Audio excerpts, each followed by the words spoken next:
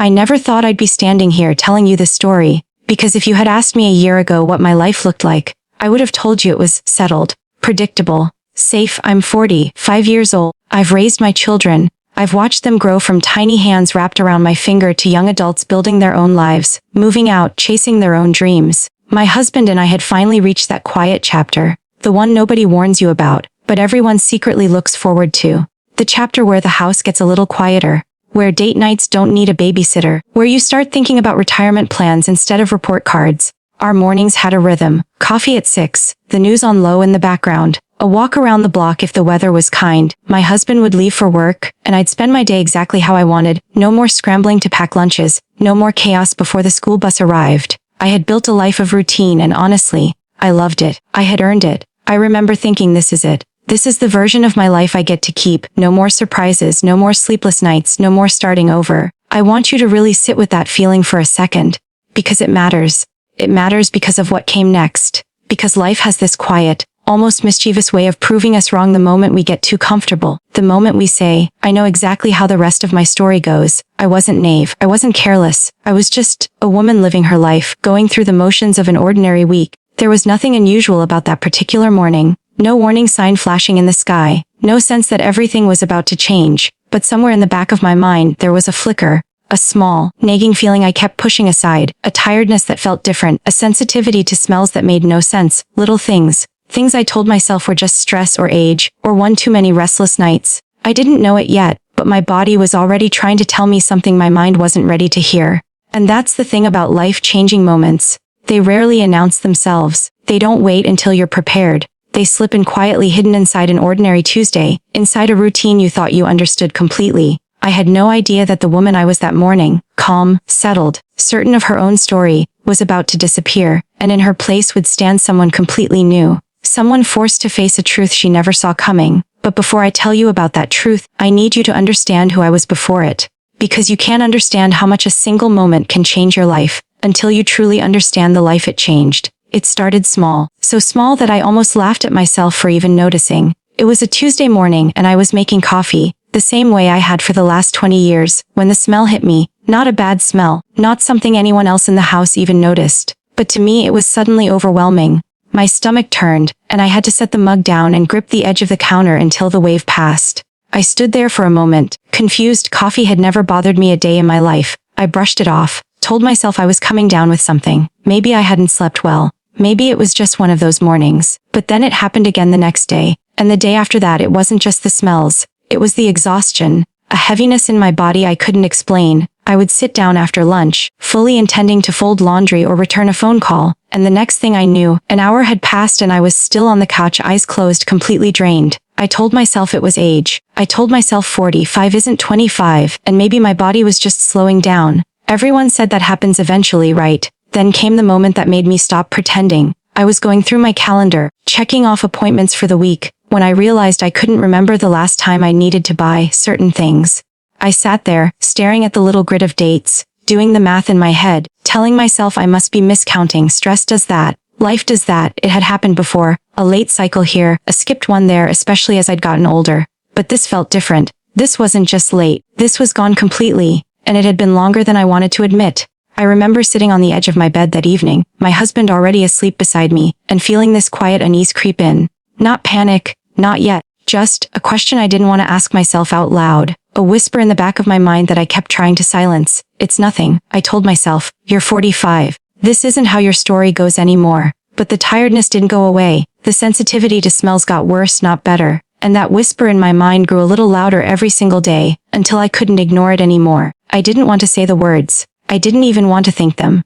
Because saying them meant I had to actually find out the truth. And some small part of me already knew deep down that once I did, there would be no going back to the woman I was before. So there I was, standing in my bathroom one quiet afternoon, staring at a small box I had bought on my way home from the pharmacy, my hands trembling slightly as I read the instructions I never thought I'd need again. I told myself I was just being cautious, just ruling it out, just putting my mind at ease so I could move on with my normal.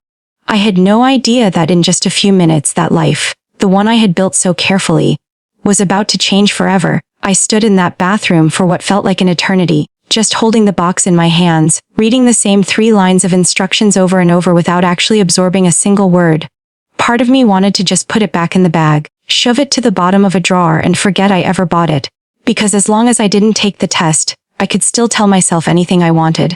I could still be the woman with the settled life, the predictable routine, the story I already knew the ending to. But another part of me, the part that had been ignoring the exhaustion, the nausea, the missed weeks, knew I couldn't keep pretending forever. Sooner or later, the truth was going to find me whether I was ready for it or not. I sat down on the edge of the bathtub, still in my robe, and I thought about all the reasons this couldn't possibly be happening. I thought about my age. I thought about how my body had already been through so much: pregnancies, births, sleepless nights with newborns who were now grown adults living their own lives. I thought about how unfair it would feel, in a strange way, to be starting all of that again after finally reaching the finish line. And then, almost as quickly, guilt crept in behind the fear, because how could I even think that way? How could the idea of new life feel like a burden instead of a blessing? I sat there, torn between 2 versions of myself: the practical woman who had built a stable, quiet life, and the mother who had once held her first child and felt like nothing in the world could ever compare to that love. I thought about calling my husband, just to hear his voice, just to ground myself before I did this. But I stopped myself. Not yet, I thought. I need to know first. I need one private moment to process whatever this is, before I bring anyone else into it. My hands were shaking as I finally opened the box. I remember laughing quietly to myself, a nervous, almost disbelieving laugh, because it had been so long since I'd done this, so long since I'd stood in this exact spot, waiting on this exact kind of answer. I told myself, whatever this says, I will handle it. I have handled hard things before. I have survived surprises before. Whatever this test reveals, I am strong enough to face it. But deep down, some quiet, honest part of me already knew. The signs had been there for weeks, and I had simply been too afraid to name them. I took a breath, steadied my hands, and did what I had been avoiding for days. And then came the hardest part of all, the waiting. Those few minutes felt longer than entire years of my life. I sat on the edge of that bathtub, staring at my own reflection in the mirror across from me, wondering who I would be when I stood back up. I had no idea that the woman staring back at me was about to receive news that would completely rewrite everything she thought she knew about her own future. 3 minutes. That's all it takes for a test strip to change your life. 3 minutes that felt like 3 hours. I set the test down on the edge of the sink, face down, unable to even look at it. I remember pacing that small bathroom, back and forth, my bare feet cold against the tile, my mind racing through 100 different outcomes at once. I bargained with myself. I told myself if it was negative, I'd finally get some real sleep. If it was positive, I didn't even let myself finish that thought. I caught my reflection in the mirror at one point, and I barely recognized the woman looking back at me. Her eyes were wide. Her hands were still trembling. She looked like someone standing at the edge of something enormous, waiting to find out which way she was about to fall. When I finally worked up the courage to look, I picked up the test with both hands, like it was something sacred. My eyes went straight to that small window, and for a second, my brain refused to process what it was seeing. 2 lines. Not 1, 2. I blinked, certain I was misreading it. I brought it closer, tilted it toward the light, checked it again and again as if the answer might change if I just looked hard enough. But it didn't change. The second line was there, clear and undeniable, staring back at me with a truth I wasn't prepared for. My knees actually went weak. I sat back down on the edge of the tub because I genuinely didn't trust my legs to hold me up. My hand flew to my mouth, and before I even understood what I was feeling, tears were already streaming down my face. It wasn't just one emotion. It was everything all at once, crashing into me like a wave I couldn't brace for. Shock, disbelief, a flicker of fear so sharp it stole my breath. And underneath all of it, buried but unmistakably there, something else. Something warm, something achingly familiar.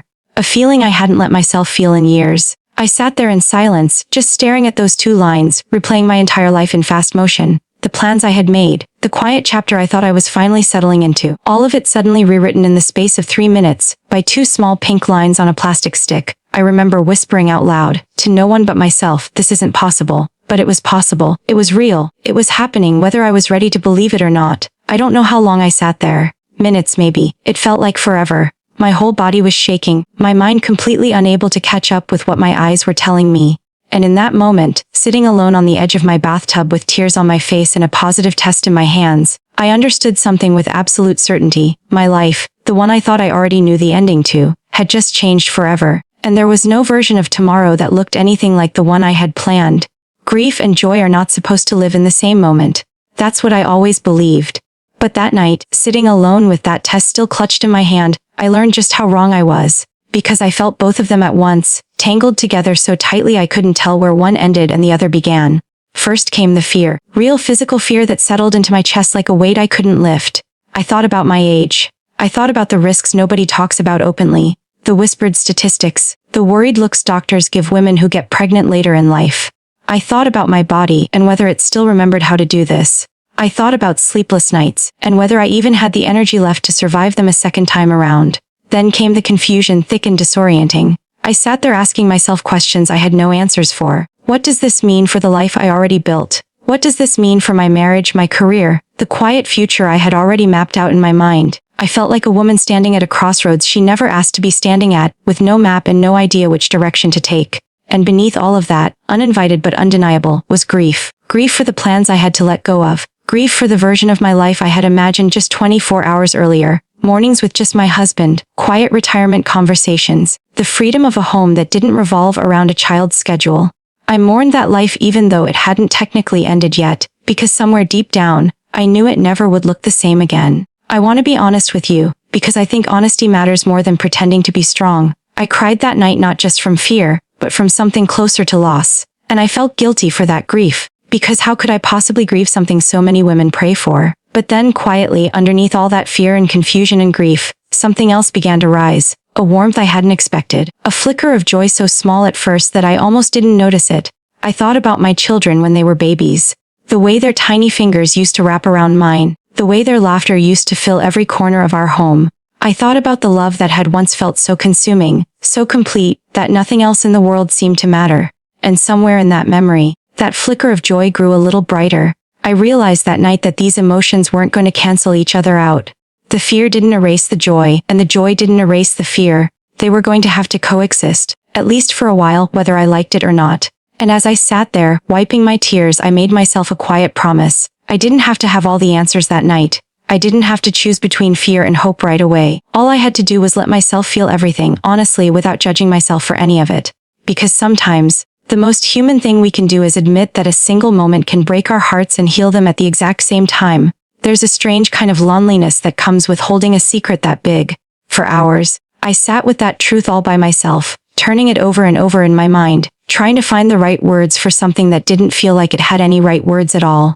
But I knew I couldn't carry it alone forever, and more than that, I didn't want to. This wasn't just my truth anymore, it was ours. I remember standing outside our bedroom door that night, the test still hidden in my robe pocket, my heart pounding so hard I was sure he'd hear it before I even said a word. I had rehearsed a dozen different ways to say it. Gentle ways, careful ways, ways that wouldn't shock him too much. But in the end, none of those rehearsed words came out. I just stood there in the doorway, looked at him, and felt my eyes fill with tears all over again. He knew immediately that something was wrong. He sat up straight away, concern washing over his face, asking if I was okay, asking what had happened. And I remember just reaching into my pocket, pulling out the test, and holding it out to him with a trembling hand, because somehow showing him felt easier than saying it out loud. I watched his face as he looked down at it. For a moment there was nothing. Just silence and stillness and the sound of my own heartbeat filling the room. I braced myself for anything, shock, fear, even panic. I had imagined every possible reaction except the one I actually got. His eyes slowly lifted from the test to meet mine, and I saw something soften in them. Not fear, not panic, something closer to disbelief mixed with a quiet, growing warmth. He reached for my hand, and in a voice that cracked just slightly, he asked, "Are you sure?"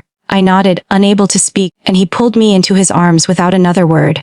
We stood there together for a long time, just holding each other, neither of us fully understanding what came next, but both of us understanding one very important thing. Whatever this meant, we weren't going to face it alone. Telling the rest of our family came slower, more carefully. I worried about judgment. I worried about the questions I couldn't yet answer myself. But when we finally shared the news, the reactions surprised me. There were wide eyes, yes. There was shock, absolutely. But underneath all of that, there was also something unexpected. Support, love. Even a little bit of joyful disbelief mixed with excitement I hadn't expected to see. My grown children looked at me differently that day, somewhere between amused and stunned, but their hugs were tight and their words were kind.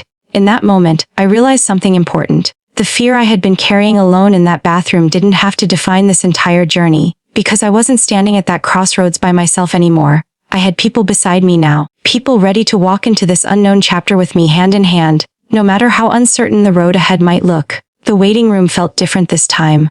I remembered sitting in rooms just like this one, Decades earlier, young and nervous but full of a certain kind of naive confidence. This time I sat there with my husband's hand wrapped tightly around mine, and the nervousness felt heavier, more complicated, layered with questions I hadn't had to ask myself the first time around. When the nurse called my name, I felt my stomach tighten, not because I doubted the test. I had taken 3 more since that first night, just to be sure, and every single one confirmed the same truth. But because I knew this appointment was where the real questions would begin. This was where the fear I had been quietly carrying would either be eased, or confirmed. The doctor was kind but thorough. She asked about my age without hesitation, the way medical professionals do when they need facts, not feelings. She explained gently but honestly what pregnancy after 40 can mean. Higher risks, more frequent monitoring, the possibility of complications that hadn't been a concern the first time I sat in a room like this. I listened to every word carefully, and I won't pretend it didn't scare me. Hearing terms like aunt's maternal age out loud spoken directly about me made everything feel suddenly, undeniably real. This wasn't just an emotional shock anymore. This was a medical reality I now had to navigate, step by step, appointment by appointment. But something shifted in me as she spoke. The fear didn't disappear, but it started to transform into something more useful: determination. She walked us through the additional testing we'd need, extra scans, extra blood work, a more closely monitored pregnancy than I'd ever experienced before, and instead of feeling overwhelmed by all of it, I found myself asking questions. Real, practical questions. What can I do to give this pregnancy the best possible chance? What changes do I need to make? What should I be watching for? My husband sat beside me taking notes on his phone, asking his own questions, fully present in a way that reminded me, once again, that I wasn't facing any of this alone. When the appointment ended, the doctor smiled and said something I didn't expect to hear. She told me that while there were risks, many women my age go on to have healthy pregnancies and healthy babies, especially with proper care and attention. It wasn't a guarantee, but it was hope grounded in medical reality instead of blind optimism. Walking out of that office, I felt different than when I walked in. Still scared, yes, still uncertain about so many things, but no longer paralyzed by fear. I had information now. I had a plan. And more than anything, I had a growing sense that I could actually do this. That appointment didn't erase my worries, but it gave me something just as important: a clear, honest picture of what I was facing, and the confidence to face it head on instead of hiding from it. Looking back now, I realized that morning in the bathroom wasn't the ending of the life I had built. It was the beginning of a chapter I never planned, but one I wouldn't trade for anything. In the weeks that followed, something inside me shifted. The fear didn't vanish completely. I don't think it ever fully does, but it stopped being the loudest voice in the room. In its place grew something steadier, something that felt a lot like purpose. I started looking at my life differently. All those quiet mornings I thought I had lost, the predictable routine I mourned that first night, I began to see them not as things taken away from me, but as a foundation. A foundation I could now build something new on top of. I wasn't starting from nothing. I was starting from everything I had already learned. Every lesson from raising my other children, every ounce of patience and love I had already grown capable of. My husband and I found ourselves talking more than we had in years. Planning again, dreaming again. There was something almost beautiful about being handed a second chance at a season of life I thought had already closed its door. We weren't the same young, uncertain parents we'd been decades earlier. We were older, wiser, steadier, and somehow, that made this new chapter feel less frightening and more like a gift. My children surprised me too. What started as shock slowly turned into excitement. My oldest told me with tears in her eyes that she couldn't wait to be a big sister again, even as an adult. That single sentence undid me in the best possible way. This wasn't just my new beginning, it was ours, as a family. I think about that woman sitting on the edge of the bathtub, tears streaming down her face, terrified of a future she couldn't yet see. And I wish I could go back and tell her something I know now with absolute certainty. I would tell her that the surprise she was so afraid of wasn't going to break her. It was going to build her into someone stronger, someone softer, someone more grateful for the unpredictable, beautiful mess that life actually is. Because that's the truth nobody tells you often enough. Sometimes the moments we fear the most, the ones that shatter every plan we've carefully made, aren't there to destroy us. They're there to open a door we never even knew existed. A door leading to a chapter more meaningful than anything we could have written ourselves. My surprise became my journey, and my journey became my new beginning. So if you're standing in your own version of that bathroom right now, holding your own unexpected truth, trembling and afraid of what comes next, I want you to know this. You are stronger than you think. You are more capable than you believe. And sometimes, the life you never planned turns out to be the one you were always meant to live. If you've stayed with me this far, thank you. Because this story wasn't easy for me to tell. It meant reliving a moment I never expected to face. A moment that cracked open every plan I thought I had control over, and forced me to rebuild something new from the pieces. I used to believe that a good life meant having everything figured out, a schedule, a plan, a future you could see clearly, laid out in front of you like a map with no surprises left on it. I thought that was what safety looked like, what peace looked like, but I was wrong. Real peace, I've learned, isn't found in certainty, it's found in resilience. It's found in knowing that no matter what life hands you, no matter how unexpected or overwhelming, you have the strength inside you to face it and grow from it. That test I took in my bathroom that morning didn't just reveal a pregnancy, it revealed a version of myself I didn't know existed anymore. A woman who could still be afraid and still be brave at the same time. A woman who could grieve an old plan while embracing a new one. A woman who could fall apart for a moment, and then stand back up stronger than before.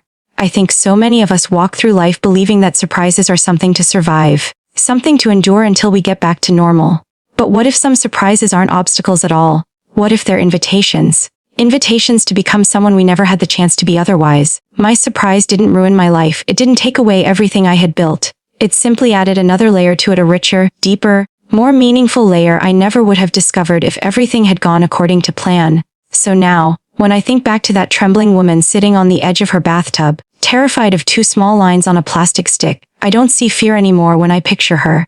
I see the beginning of her courage. I see the first step of a journey that would end up teaching her more about strength, love, and gratitude than any predictable, settled life ever could have. This was my surprise. This became my journey. And today, I get to call it my new beginning. If life has ever handed you something you didn't plan for, something that shook the ground beneath you and rewrote the story you thought you were living, I hope you remember this. You don't have to have all the answers right away. You don't have to feel brave every single day. You just have to keep showing up, one moment at a time, and trust that even the most unexpected chapters can become the most beautiful ones. Thank you for walking through this journey with me. And if this story touched you in any way, I'd love to hear your own story in the comments below. Because none of us are really walking this path alone.